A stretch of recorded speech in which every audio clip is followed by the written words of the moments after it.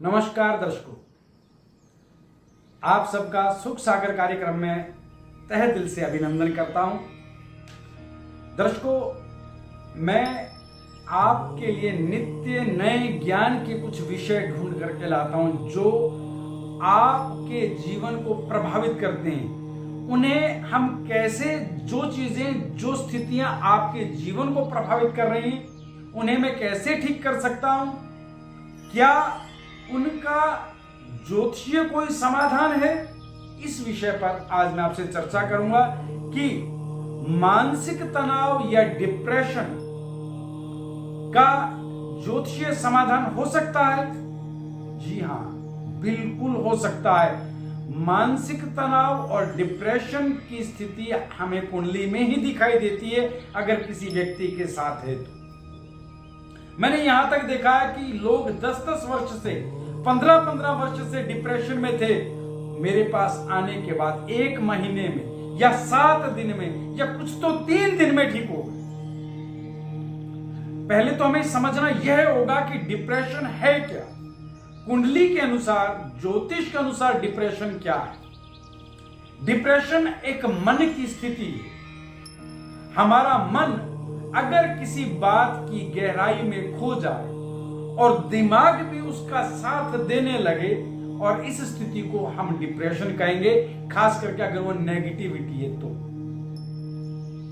अगर किसी नकारात्मक बात में आपका मन खो जाता है और दिमाग उसका साथ देता है उसी स्थिति में, तो यह डिप्रेशन की स्थिति है।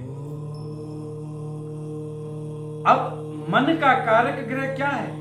मन का कारक ग्रह चंद्रमा। अगर चंद्रमा आपकी कुंडली में अच्छा नहीं है, शत्रु घर में है, शत्रु की राशि में या नीच राशि में बैठा है, तो आपको बार बार डिप्रेशन, तनाव और भय से संबंधित स्थितियां परेशान कर सकती हैं। अब इसमें एक ग्रह और भी जुड़ जाता है कि अगर चंद्रमा पर शनि की कहीं से दृष्टि पड़ रही तो भी आपके जीवन में भय और तनाव और डिप्रेशन की स्थिति बनती रह सकती है। चंद्र और गुरु एक साथ हैं और कहीं से उन पर राहु की दृष्टि पड़ रही है तो आपको भयंकर तनाव हो सकता है, बहुत बड़ा डिप्रेशन हो सकता है किसी भी बात से। आप एक बात को समझें, अगर चंद्रमा आपकी कुंडली के द्वितीय भाव में है और उस पर शनि की दृष्टि, तो यह आपको भय देगा, ना कि डिप्रेशन। चंद्रमा आपको भय देगा स्वास्थ्य को लेकर, स्थितियों को लेकर, बार बार भयभीत करेगा, मन बार बार व्याकुल होता रहेगा। लेकिन यही अगर चंद्रमा पंचम भाव में और पंचम भाव से एकादश भाव पर कोई ग्रह, क्रूर ग्रह चंद्रमा को देख रहा है, खास करके राहु हो सकता है, शनि हो सकता है, सूर्य हो सकता है, तो ये डिप्रेशन की स्थिति हो सकती है। चंद्रमा आपकी कुंडली में अगर अष्टम भाव में और चंद्रमा की महादशा आप पर आ जाती है तो आप डिप्रेशन में जाएंगे और पागल भी हो सकते हैं, यहां तक कि डिप्रेशन में सुसाइड भी कर सकते हैं। ऐसी स्थिति ना हो।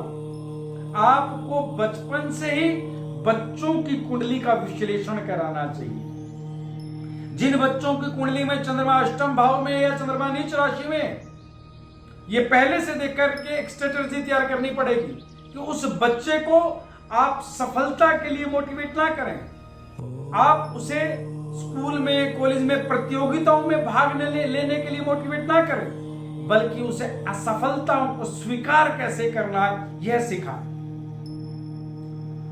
वह बच्चा यह सीखता रहे कि असफल व्यक्ति आगे कैसे बढ़ सकता है, असफलताओं को हम स्वीकार कैसे कर सकते हैं, ना कि उस बच्चे के साथ आप किसी प्रतियोगिता में उसे आगे बढ़ाएं, उसे जीतने का शौक पैदा कराएं, ऐसा नहीं।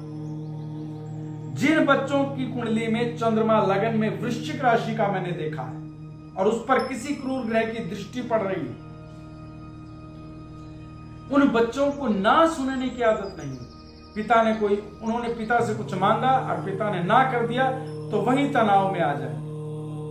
और ऐसे बच्चे ही बड़े होकर के अगर किसी एग्जाम में रह जाते हैं तो वह सुसाइड तक करने का प्रयास करते हैं, और किया भी है।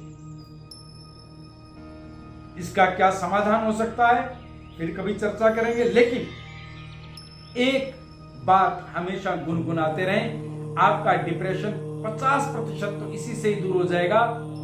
मुझसे ज्यादा चिंता है भगवान को मेरे जीने की, मुझसे ज्यादा चिंता है भगवान को मेरे जीने की, फिर मुझको क्या जरूरत है चिंता का विष पीने की, मुझसे ज्यादा चिंता है भगवान को मेरे जीने की। एक तो ये, और एक उपाय बता रहा हूं, अगर आप डिप्रेशन में, तनाव में, तो काले तिल एक चुटकी आप अपने सिर से 3 बार बार करके कपूर पर जला दीजिएगा।